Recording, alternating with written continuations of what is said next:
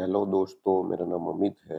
NDT and quality YouTube channel में आपका स्वागत है। तो दोस्तों, आज के इस वीडियो में हम पीएयूटी मतलब फेज एरे अल्ट्रासोनिक टेस्टिंग का इंटरव्यू क्वेश्चन आंसर देखने वाले हैं। तो आप पीएयूटी के इंटरव्यू के लिए जाने वाले हैं, तो उसमें क्या क्या क्वेश्चन पूछे जा सकते हैं और उसके आंसर क्या क्या हो सकते हैं, ये मैं आपको बताने वाला हूँ। तो ये वीडियो में हम टोटल मिलाकर इसके मेरे पास मैंने 12 क्वेश्चन डिसाइड किए हैं, 12 क्वेश्चन इसमें ऐड किए हैं। तो ये क्वेश्चन एंड आंसर है, आपको कोई भी इंटरव्यू में पूछ सकते हैं। राइट, सो ये क्वेश्चन है, हमने बहुत सारे इंडस्ट्री एक्सपर्ट है, हमारे फ्रेंड है, लेवल 3 है, उनसे डिस्कशन करके, तो इस तरह से हम ये उनसे क्वेश्चन लेते हैं और उनका जो एडवाइस लेते हैं और उसके बाद ये टाइप के क्वेश्चन प्रिपेयर करते हैं। और इससे पहले भी आप देखें तो मैंने जो कन्वेंशनल एनडीटी मेथड है, जैसे आरटीयूटी, पीटीएमटी, इन सब के मैंने अलग से ऐसे इंटरव्यू क्वेश्चन आंसर वाले वीडियो बना के रखे हैं। ओके, तो वो भी आप जरूर देखिएगा। और इस वीडियो में हम ये पीएयूटी में अगर आप ये इंटरव्यू में जाने वाले हैं तो ये क्वेश्चन कैसे क्वेश्चन पूछ सकते हैं वो, तो उसके लिए आपको वो रेडी रहना पड़ेगा और उसके आंसर भी आपको कैसे देने हैं, ये सब डिटेल में हम देखेंगे। इसके अलावा यहाँ पे एक अनाउंसमेंट है, हम अभी पीएयूटी का ऑनलाइन बैच स्टार्ट करने वाले हैं। पीएयूटी ट्रेनिंग हम स्टार्ट करने वाले हैं। तो ये पूरा सेशन जो ट्रेनिंग रहेगा, ये ऑनलाइन ट्रेनिंग रहेगा हमारा। और शाम को हम 8 से 10 बजे के बीच में ये प्लान कर रहे हैं अभी। और हमारा जो बैच रहेगा वो 3 मई से स्टार्ट करने वाला है हम।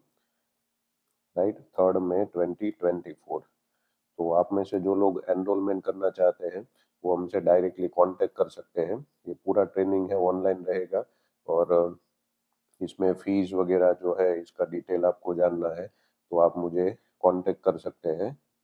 एक ये मेरा नंबर है, +919904250424। और दूसरा एक नंबर है +919727562561। राइट, ये विजय सर का नंबर है, ये भी खुद लेवल 3 है। ओके, सो ये दोनों में से कोई नंबर पे आप कांटेक्ट कर सकते हैं और बैच में एनरोल कर सकते हैं। इसमें हमने पीएयूटी जो है उसके रिलेटेड सभी चीज़ें हम इसमें कवर करने वाले हैं। और इसमें आप देखोगे तो पूरा थियरी सिलेबस, प्रैक्टिकल सिलेबस भी इसमें हम ऑनलाइन दिखाएंगे आपको। मशीन जो है वो किस तरह से वर्क करता है, मशीन में कैसे कैलिब्रेशन किया जाता है, जो कैलिब्रेशन है उसमें भी velocity, wedge delay, sensitivity, encoder calibration, ये सब डिटेल में दिखाएंगे। स्कैन आपको कैसे करना है, वेल स्कैन। इसके अलावा इंटरप्रिटेशन, इवेल्युएशन है वो कैसे किया जाता है, और इससे पहले जो स्कैन प्लान बनाया जाता है वो कैसे करना है, ये सब डिटेल हम इसमें कवर करने वाले हैं। राइट, सो इसका डिटेल आपको चाहिए तो आप मुझे या विजय सर को कांटेक्ट कर सकते हैं। अभी हम वीडियो में कंटिन्यू करेंगे। तो अभी तक आपने हमारा चैनल सब्सक्राइब नहीं किया है तो चैनल को जरूर सब्सक्राइब कर लीजिए। ऐसा वीडियो आपको यहाँ पे मिलता रहेगा। ये चैनल अपने दोस्त और कलीग लोगों को भी शेयर करिएगा। तो अभी देखिए, पीएयूटी के इंटरव्यू क्वेश्चन में सबसे पहला तो जो क्वेश्चन है वो आपको यही पूछा जा सकता है कि ये जो टेक्निक है वो कैसे वर्क करती है। ओके, और दूसरी बात ये कि पीएयूटी अगर आप करते हैं तो आपको पता है कि उसमें यूटी का भी नॉलेज आपको चाहिए होगा, मतलब कि यूटी अल्ट्रासोनिक टेस्टिंग है वो कैसे वर्क करता है, ये आपको आइडिया होना चाहिए। तो देखिए, what is ultrasonic testing and how does it work. So PAUT is an advanced non-destructive inspection technique that use a set of ultrasonic testing UT probe made of numerous small elements। तो यहाँ पे ये advance NDT का technique है, इस तरह से आप बोल सकते हैं। और दूसरा, इसमें जो प्रोब रहता है उसमें एक से ज्यादा छोटे छोटे एलिमेंट होते हैं।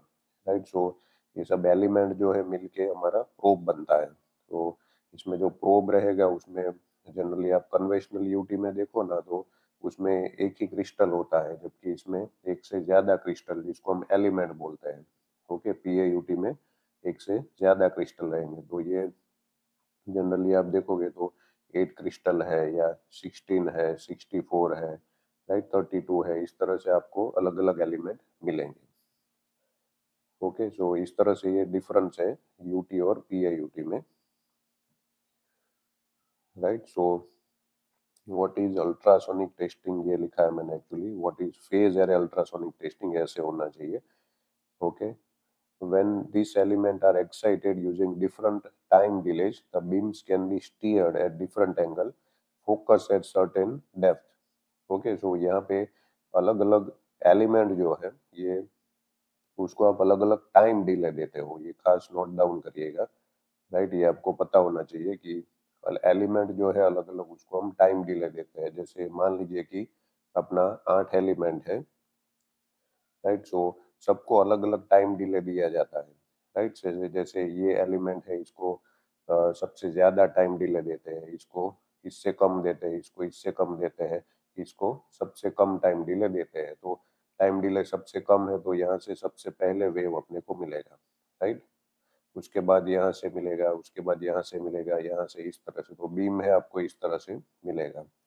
ओके, सो आपने पीएयूटी का ट्रेनिंग लिया है तो ये आपको आइडिया होना चाहिए, और आपको इस तरह से कुछ बीम जो है वो पर्टिकुलर डेप्थ पे, जहाँ पे भी आपको फोकसिंग चाहिए, ये मिल जाएगा।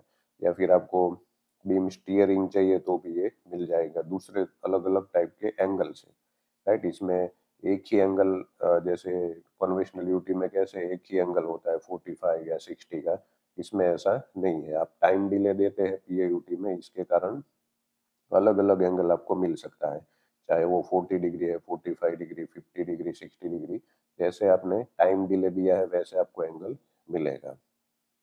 Okay, so focus at different depth or multiplex over the length of long array, creating the electronic movement of the beam which is used for inspection of weld or metal, right। so इसमें linear array भी आप use कर सकते हैं, या फिर steer जो S scan बोलते हैं आप, राइट। सो स्टीयरिंग भी आप कर सकते हैं, और ये फोकसिंग भी कर सकते हैं, राइट। और वेल्डिंग है या बेस मेटल है, इन सब का आप पीएयूटी कर सकते हैं। तो आपको इस तरह से आंसर देना रहेगा, what is PAUT and how it is different than conventional UT, right. इस तरह से पूछे तो आप ये आंसर दे सकते हैं। दूसरा, what are factor to be considered for phase array instrument setup as minimum, right. So factor मतलब क्या होता है कि कौन कौन सी चीजें आपको ध्यान में रखनी है। आप पीएयूटी इंस्ट्रूमेंट सेटअप करते हैं पहली बार, तो क्या क्या चीजें आपको कंसीडर करनी है। तो सबसे पहले तो मटेरियल की बात करें तो मटेरियल में साउंड का वेलोसिटी है वो आपको कंसीडर करना पड़ेगा। तो साउंड वेलोसिटी जो है, ये जैसे कन्वेंशनल यूटी है ना, उसमें हम डायरेक्टली ऐड कर देते हैं, जैसे 5920 है या 3250 है। ओके, बट इस केस में आप वेलोसिटी का भी कैलिब्रेशन कर सकते हैं पीएयूटी में, राइट। सो यहाँ पे आप वेलोसिटी कंसीडर करना पड़ेगा आपको। अगर आपके पास वेलोसिटी नहीं है एग्जैक्ट, तो ये वेलोसिटी कैलिब्रेशन करके भी आप देख सकते हैं। जनरली क्या है, आप डायरेक्टली वेलोसिटी भी ऐड करें तो भी कोई इश्यू नहीं होता है, बट ये रिकमेंडेशन है कि आपको वेलोसिटी कैलिब्रेशन भी करना है, राइट। उसके बाद थिकनेस जो है आपका पार्ट का, वो भी आपको ध्यान में रखना पड़ेगा। दूसरा है radius of the part, right. So curvature job है आपका, तो उस केस में आपको उस तरह का शू यूज करना पड़ेगा, राइट। सो मतलब वेजिस जो है वो आपके अलग अलग रहेंगे, पार्ट का जो रेडियस है उसके हिसाब से, राइट। इसका भी ये वीडियो हमने एक बनाया हुआ है, इसमें अलग अलग वेजिस, एओडी सीओडी वेजिस क्या होता है ये आप देख सकते हैं। उसके बाद प्रोब की बात करें तो प्रोब में क्या क्या चीज ध्यान में रखना है, wedge, sorry, frequency, right. Frequency कौन सा है आपका, ये ध्यान में रखना है। लोअर फ्रीक्वेंसी यूज करेंगे तो पेनिट्रेशन अच्छा मिलेगा। इंडेक्स ऑफसेट जो है वो आपको ध्यान में रखना पड़ेगा। इंडेक्स ऑफसेट क्या है हम आगे देखेंगे, मैं आपको बताऊंगा। Amplitude response from non reflector, तो इसके लिए हम टीसीजी बनाते हैं, राइट। सो नॉन रिफ्लेक्टर जो है उसमें से रेफरेंस लेके ये हम पूरा स्कैनिंग करते हैं, राइट। जैसे डीएससी बनाते हैं कन्वेंशनल यूटी में, इसमें हम टीसीजी बनाते हैं, राइट। डीएससी जैसा ही हमको इसमें रेफरेंस लेना है, और पूरा स्क्रीन में हम 80% के हिसाब से रेफरेंस लेके ये टीसीजी बनाते हैं। Angle of sound beam entering the material, right. So angle भी सिलेक्ट आपको करना है, कौन कौन सा एंगल लेना है। तो उसके लिए अपने को क्या करना है कि स्कैन प्लान जब आप बनाते हैं तो उसमें पूरा कवरेज आपको मिले, उसके हिसाब से आपको एंगल सिलेक्ट करना पड़ेगा। Number of element in probe, right. So generally पूरा एलिमेंट ही हम यूज करते हैं, ज्यादा एलिमेंट है तो आपको रिजल्ट जो है वो अच्छा मिलेगा, रिजोल्यूशन भी अच्छा मिलेगा, राइट। तो प्रोब जो है आपका 16 एलिमेंट या 32 एलिमेंट, 64 एलिमेंट के प्रोब जनरली यूज किए जाते हैं। 64 एलिमेंट है वो बहुत एडवांस जो मशीन है उसमें 64 या 128 एलिमेंट के भी प्रोब होते हैं, बट ये काफी लेटेस्ट टेक्नोलॉजी है। उसके बाद वेज की बात करें तो velocity of sound propagation through the wedge, right. So ये आपको वेलोसिटी साउंड प्रोपगेशन का ध्यान में रखना है। Incident angle of the wedge, beam index point, right. So ये सभी चीजें आपको कंसीडर करनी होगी वेज सिलेक्ट करते हैं तब। First element height offset for phase array, okay. तो वेज का सिलेक्शन है उसके मतलब उसका रेडियस भी आपको ध्यान में रखना है, जैसे मैंने एओडी सीओडी वेज का बात किया, ओके। तो ये सब चीजें आपको कंसीडर करना है। तो आपको क्वेश्चन इंटरव्यू में पूछेगी कौन कौन सा मिनिमम फैक्टर जो है आपको ध्यान में रखना है, तो ये वाला वेज है, प्रोब वाला फैक्टर और मटेरियल, ओके। इसके बाद एक क्वेश्चन ये पूछा जा सकता है, what are calibration block requirement for curve calibration, right. Curve calibration block का क्या रिक्वायरमेंट है। सो यहाँ पे आपको डायरेक्टली जो एएसएमई कोड में जो रिक्वायरमेंट है ना, वही रिक्वायरमेंट आपको याद रखना है। एएसएमई कोड में रिक्वायरमेंट है, आपको पता होगा कि कोई भी आपका पार्ट है उसमें कर्वेचर सरफेस है, राइट। सो उसमें कैलिब्रेशन ब्लॉक यूज करोगे तो किस तरह से रहेगा, इसका मैंने ऑलरेडी लगभग 8-10 दिन पहले एक वीडियो पब्लिश किया था, ठीक है। तो वो थोड़ा आप देख लीजिएगा।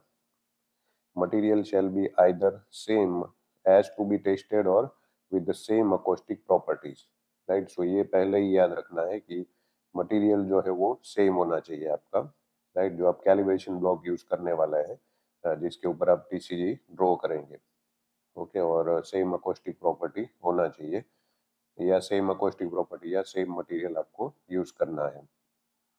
Calibration block shall be within the radius range of 0.9 times less diameter to 1.5 times plus diameter to the base material radius, right। So calibration block जो है ये रेंज दिया हुआ है इसका, ओके। सो ध्यान में रखना है कि जैसे ये आपका एक कैलिब्रेशन ब्लॉक है, ओके। जस्ट मैं एग्जांपल के तौर पर, ये कन्वेंशनल यूटी में भी सेम क्राइटेरिया है और पीएयूटी में भी सेम क्राइटेरिया है।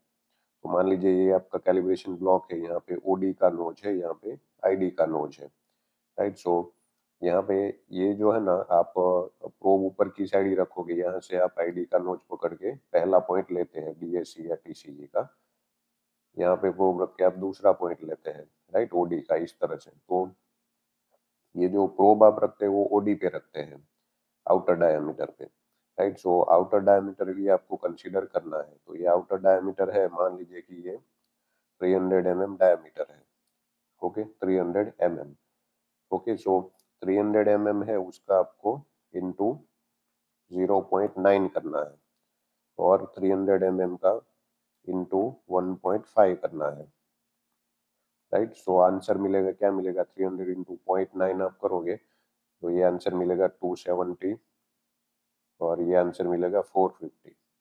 300 इंटू 1.5 450।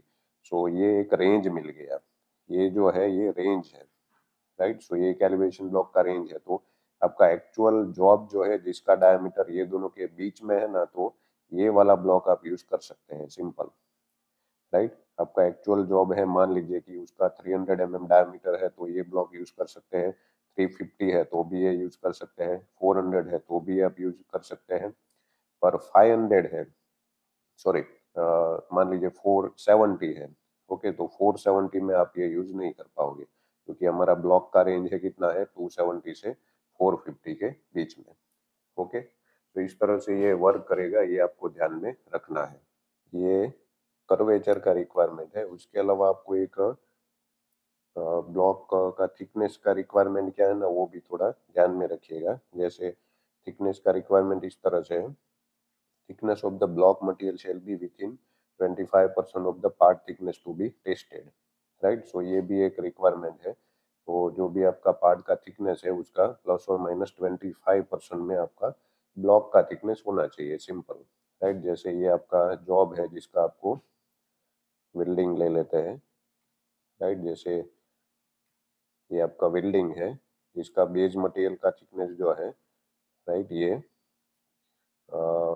थर्ड ये मान लीजिए कि 20 mm ले लेते हैं, राइट, 20 mm। तो 20 mm का ±25% आपको करना है। ओके, तो 20 mm का ±25 mm करोगे तो ये आंसर आपको मिलेगा 15 mm to 25 mm, right. So ये रेंज में आपका कैलिब्रेशन ब्लॉक का थिकनेस होना चाहिए। तो आपका कैलिब्रेशन ब्लॉक है, मान लीजिए 18 mm का है, एक्सेप्टेबल है, 20 mm का एक्सेप्टेबल, 22, 24, कोई भी कैलिब्रेशन ब्लॉक आप ले सकते हैं इतनी रेंज में, राइट। सो ये जो रिक्वायरमेंट है ये भी एएसएमई कोड का रिक्वायरमेंट है। बट इसके अलावा भी मान लीजिए कोड, सॉरी, आपके प्रोसीजर में कोई रिक्वायरमेंट अलग से दिया हुआ है ना, तो ये भी आप यूज कर सकते हैं। वैसे थिकनेस का ज़्यादातर वो ज़्यादा प्रॉब्लम नहीं है, क्योंकि हमको जो यहाँ पे कैलिब्रेशन ब्लॉक में हॉल या नॉच रहता है ना, राइट, उसका डेप्थ जो है ना वो ज़्यादातर मैटर करता है, राइट। सो ये पार्ट थिकनेस है ना मेनली यूटी में इफेक्ट करेगा, बट आपका जो ये पीएयूटी में बात करें तो हॉल का डेप्थ है ना वो ज्यादातर मैटर करता है। Which ASME code and article provide guideline for phased array testing, right. So ये आप देखोगे तो ये आपको कहाँ मिलेगा, सेक्शन 5 आर्टिकल 4, उसमें मैंडेटरी अपेंडिक्स है अलग अलग, राइट। सो मैंडेटरी अपेंडिक्स 4 से लेके 8 तक आप देखोगे, उसमें आपको ये पीएयूटी के सभी कोड एंड स्टैंडर्ड मतलब आर्टिकल मिल जाएंगे, राइट। मैंडेटरी अपेंडिक्स 4 से लेके 8 तक, एएसएमई सेक्शन 5 आर्टिकल 4। इसके बाद how many acceptance criteria are available to interpret and evaluate PAUT test result. यहाँ पे आपको ऐसा क्वेश्चन पूछे तो हमेशा पहले याद रखना है कि आंसर जो है ये आपका ऐसे होना चाहिए कि as per company procedure, right. Company procedure के हिसाब से ही पहले अपने को जाना है।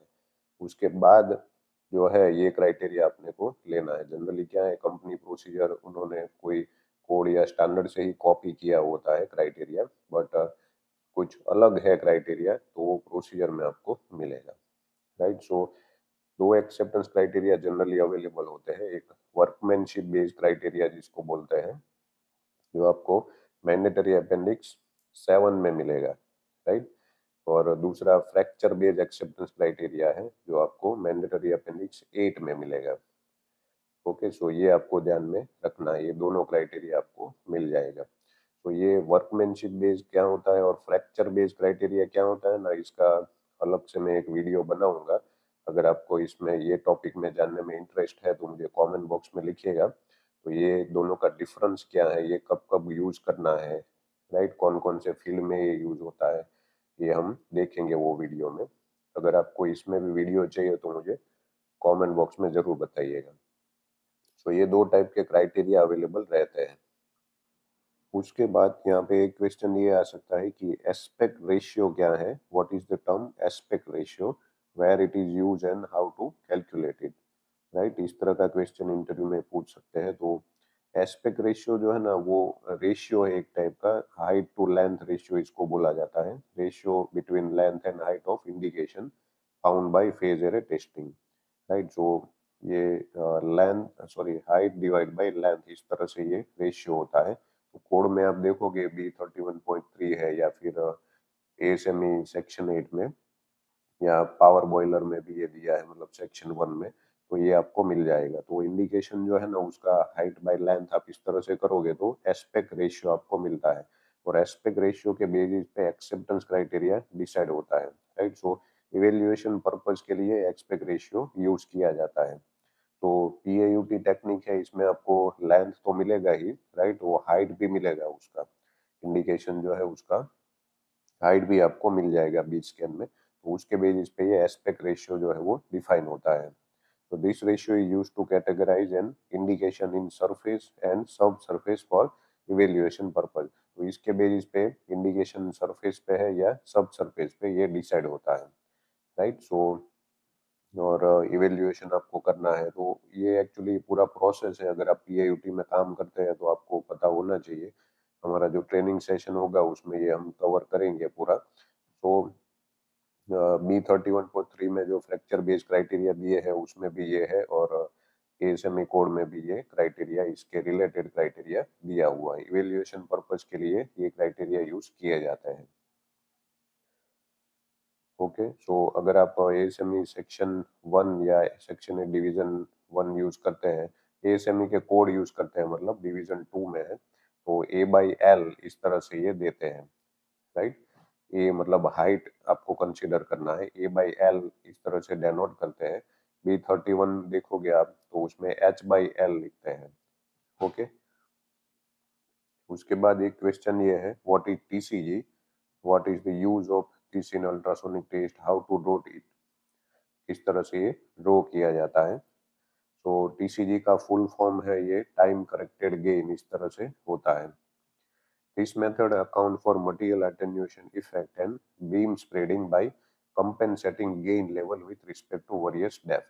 तो आपका जो इसमें रिफ्लेक्टर होता है वो अलग अलग डेप्थ में होता है, वेरियस डेप्थ में, राइट। और उसके बेसिस पे अपने को गेन जो है वो कंपेंसेट करना है। सेम जो हम DSC बनाते हैं ना, उसी तरह सेम तरीके से TCG बनाना है, राइट। तो बर यहाँ पे ये ध्यान में रखना है कि हम हर एक एंगल के लिए गेन कंपेंसेट करेंगे, जितना भी एंगल आपने स्कैन प्लान के दौरान ऐड किया है, राइट। जैसे 45 47 से लेके आपने 60 70 तक एंगल ऐड किया है, तो सभी एंगल के लिए यहाँ पे आपको गेन कंपेंसेट करना पड़ेगा, राइट। सो मटेरियल एटेन्यूएशन का इफेक्ट है, बीम स्प्रेडिंग है, उन सबको हम कंपेंसेट करते हैं with respect to various depth, right. So अलग अलग डेप्थ में रिफ्लेक्टर होते हैं, उसका यूज करके। It can be made by using side drill hole, T/4, T/2, 3T/4, block thickness with same diameter to compensate gain loss with the increase in depth. TCG calibration block can also be used with many hole at different depth, right? So कई सारे block market में मिलते हैं। Side drill hall आप use कर सकते हैं, TCG block भी अलग अलग मिलते हैं, नॉच ब्लॉक भी आपका हो सकता है, राइट। सो सेम डायमीटर का आपको नॉच ब्लॉक यूज करना पड़ेगा। तो इस तरह से काफी सारा ब्लॉक आपको ये मिल जाएगा, रेफरेंस कैलिब्रेशन ब्लॉक यूज करना है आपको। What shall be the calibration frequency of the instrument during the testing, right. So calibration कब आपको करना है, मशीन का कैलिब्रेशन कब करना है, ये खास पूछा जाता है इंटरव्यू में। आप कन्वेंशनल यूटी का भी इंटरव्यू दोगे, उस टाइम पे भी एक क्वेश्चन आता है, राइट। सो यूटी टेक्नीशियन को ये पता होना चाहिए कि कब कब आपको यूटी मशीन का, PAUT मशीन का कैलिब्रेशन करना है। तो PAUT में देखिए काफी सारा चीज है वो आएगा, राइट। इसमें वेज है, कपलांट है, या फिर पावर सोर्स है, आपका प्रोब है, राइट। सो कोई भी चीज चेंज होगा तो उस टाइम पे आपको कैलिब्रेशन करना है। The equipment shall be calibrated at the beginning of work. After that, if any of the following conditions shall be cause for system recalibration। तो beginning of the work start करते हैं आप काम, तब आपको करना है कैलिब्रेशन। इसके अलावा कोई भी नीचे का कंडीशन है ये आपको ध्यान में रखना है, राइट। जैसे कि सर्च यूनिट प्रोब आपने चेंज किया है, केबल कोई चेंज किया है, मतलब केबल चेंज मतलब कि केबल का लेंथ चेंज किया है। जनरली क्या है कि प्रोब के साथ केबल अटैच आता है, राइट। सो उसमें हम चेंज नहीं करते हैं, पर मान लीजिए कि कोई अलग ही केस में आपने केबल चेंज किया है, राइट, पर्टिकुलर केस में, तो आपको रिकैलिब्रेशन करना पड़ेगा। इंस्ट्रूमेंट चेंज किया है, एग्जामिनेशन पर्सनल चेंज है, मतलब दूसरा आदमी है तो उसको कैलिब्रेशन करके क्रॉस चेक करना है। कपलांट चेंज किया है, राइट, पावर सोर्स है, एवरी 4 आवर्स, राइट। सो 4 घंटे के बाद रिकैलिब्रेशन एक बार चेक कर लेना है सही है कि नहीं, at every change of shift, right. Shift change होता है, मतलब 8 या 10 12 घंटे में शिफ्ट चेंज होगा, तब भी आपको कैलिब्रेशन क्रॉस चेक कर लेना है।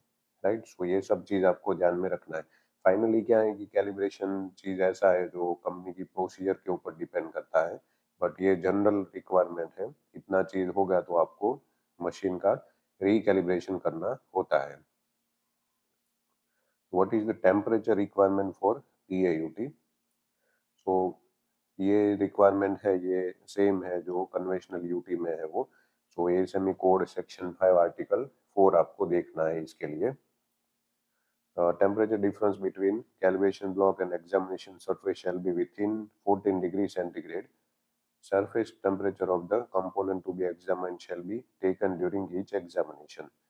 राइट। सो टेम्परेचर डिफरेंस जो है ना, ये इतना होना चाहिए, 14 डिग्री सेंटीग्रेड। मतलब आपका जो ब्लॉक है, calibration block, side deal hall है मान लीजिए, और आपका जॉब है वेल्डिंग जिसका आपको PAUT करना है। राइट। तो इन दोनों का टेम्परेचर आप मेजर कर सकते हैं। राइट। जैसे मान लीजिए इसका, ये जॉब का टेम्परेचर है, सरफेस टेम्परेचर, वो 20 डिग्री है। राइट। और ये वेल्डिंग वाला जो आपका जॉब है, इसका 28 डिग्री है। राइट। तो इन दोनों का डिफरेंस आप देखो तो 8 डिग्री का डिफरेंस है। राइट। 28 - 20 मतलब 8 डिग्री का डिफरेंस है, तो एक्सेप्टेबल है। 14 डिग्री तक ये डिफरेंस होगा तो चलेगा। राइट। जनरली ब्लॉक जो है वो आपका ऑफिस में होता है, आपकी ऑफिस वगैरह में आप रख के वहाँ पे कैलिब्रेशन और TCA वगैरह बना के, मतलब वहाँ पे टेम्परेचर कम होगा। राइट। और एक्चुअल आप फील्ड में जाओगे, राइट। सो फील्ड में आप जाओगे, वहाँ पे एक्चुअल जो आपका वेल्ड है उसका टेम्परेचर ज्यादा होगा।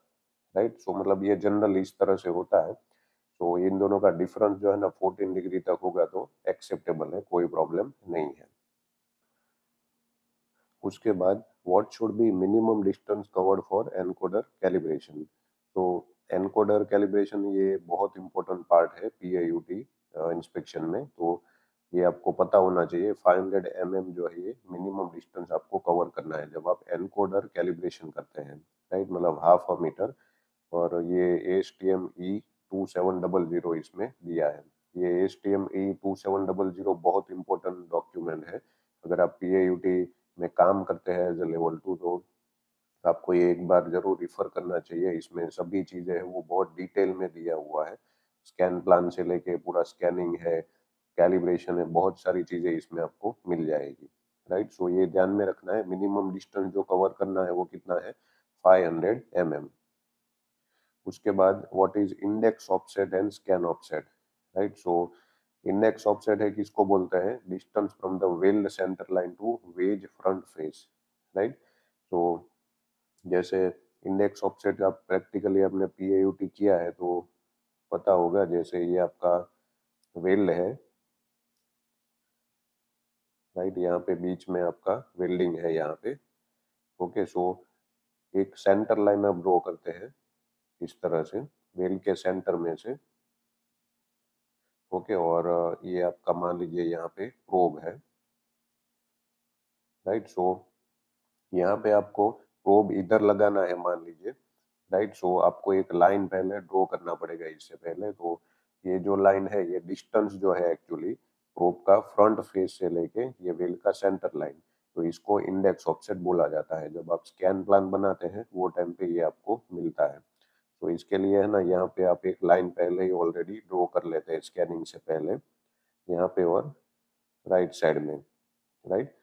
सो क्या होगा कि 90 डिग्री टू 70 डिग्री आप लाइन ड्रॉ कर लेते हैं। तो इस केस में ये जो लाइन दिया है उसी पे आप प्रोब घुमाएंगे, ये डायरेक्शन में और ये डायरेक्शन में, उसी पे मतलब कि प्रोब का आपका आगे का फेस जो है, राइट, ये जो फेस है प्रोब प्रोब का आगे का, ये एग्जैक्टली ये लाइन पे टच हो, वहां पे इस तरह से आपको प्रोब रखना है। और सभी दोनों डायरेक्शन में, मतलब लेफ्ट और राइट, यहाँ से स्टार्ट करेंगे एक्चुअली। राइट। तो इधर से ये डायरेक्शन में आप जाएंगे। राइट। ये आपका 0 0 पॉइंट है मान लीजिए। राइट। सो ये डायरेक्शन में आप जाएंगे, इधर से भी आप ये डायरेक्शन में जाएंगे, इधर आप प्रोब रखेंगे पहले। सो डिस्टेंस जो है ये आपका है, यहाँ से लेके ये डिस्टेंस जो है ये आपका इंडेक्स ऑफसेट हो गया। ओके। सो ये ध्यान में रखना है, इंडेक्स ऑफसेट मतलब व्हील का सेंटर लाइन से लेके प्रोब का फ्रंट फेस का जो डिस्टेंस है उसको हम इंडेक्स ऑफसेट बोलते हैं। उसके बाद what role do encoder play in ultrasonic inspection, right. So encoder जो है ये क्या रोल प्ले करता है, राइट। सो एनकोडर का काम क्या है ये आपको पता होना चाहिए। सो एनकोडर आप यूज करते हैं, इससे क्या पता चलेगा कि ट्रांसड्यूसर का प्रिसाइज लोकेशन आपको पता चलेगा, मतलब प्रोब एग्जैक्टली कहाँ पे है, राइट। सो एनकोडर 0 0 आपने करके रखा है तो वो 0 पोजीशन है आपका प्रोब का। और मान लीजिए कि प्रोब आगे 200 mm चला है, राइट। तो उस केस में एनकोडर भी साथ में 200 mm चलेगा। सो एग्जैक्टली मशीन पे आपको दिखाएगा कि ये आपका 200 mm प्रोब चला है, तो आपको एग्जैक्टली ट्रांसड्यूसर का मतलब प्रोब का प्रिसाइज लोकेशन पता चलेगा। तो मान लीजिए 200 mm पे ही कोई इंडिकेशन आपको मिलता है, डिफेक्ट मिलता है, तो पता चल जाएगा कि एग्जैक्टली इधर 200 mm से ही इंडिकेशन मिला है because of encoder, right. So it ensure precise transducer positioning during ultrasonic scan, right. इस तरह से आपको आंसर देना है। ओके। सो ये मैंने इसमें 12 क्वेश्चन कवर किया हुआ है टोटल।